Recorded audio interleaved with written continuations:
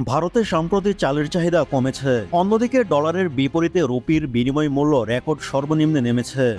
এসব কারণে চলতি সপ্তাহে দেশটিতে রপ্তানিকৃত চালের দাম কমেছে। বৃহস্পতিবার দেশটির ব্যবসায়ীরা এ তথ্য জানান। অন্যদিকে নিম্নমুখী চাহিদাও ভিয়েতনামে কমেছে চালের বাজার। বিশ্বের শীর্ষ চাল রপ্তানিকারক দেশ ভারত। দেশটিতে চলতি সপ্তাহে ৫% খুদযুক্ত সেদ্ধ চাল টন প্রতি মূল্য ছিল $539 থেকে $545। গত সপ্তাহে যা ছিল টন প্রতি $543 থেকে $551। এ বিষয়ে একটি গ্লোবাল ট্রেড হাউজের নয়াদিল্লি ভিত্তিক এক ডিলার বলেন, এশিয়া ও আফ্রিকার দেশগুলোর ব্যবসায়ীরা বাজারে সক্রিয় নন। দাম কমানোর প্রত্যাশায় ক্রয় আপাতত স্থগিত রেখেছেন তারা।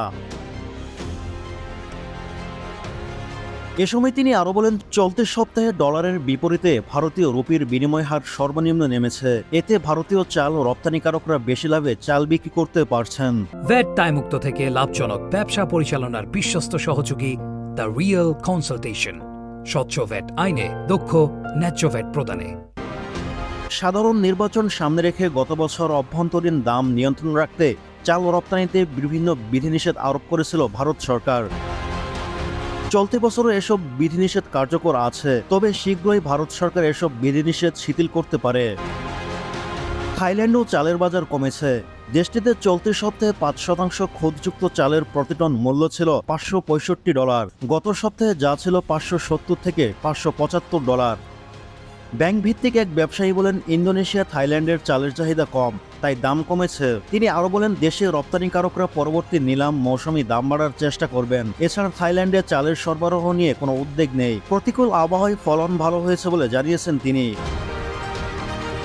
বিশ্বের শীর্ষ চাল রপ্তানিকারক দেশগুলির অন্যতম ভিয়েতনাম। দেশটিতে চলতি সপ্তাহে চালের দাম বৃদ্ধি পেয়েছে। ব্যবসায়ীরা জানায়, এ সময় ৫% খুদযুক্ত চালের প্রতি টন মূল্য ছিল $565, যা গত সপ্তাহে ছিল $560।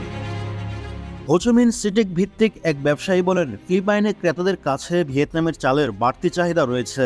এছাড়া সম্প্রতি ইন্দোনেশিয়াতেও চালের রপ্তানি বেড়েছে। তিনি আরও বলেন, দেশে চাল সরবরাহ স্থিতিশীল, কিন্তু ম্যাংকু ডেন্টাল অব্যাহত বৃষ্টির কারণে চালের মান ভালো নয়। এদিকে বাংলাদেশে চালের দাম ঊর্ধ্বমুখী। দেশে পর্যাপ্ত মজুত থাকা সত্ত্বেও ভোগ্যপণ্যটির দাম বৃদ্ধি পেয়েই চলছে।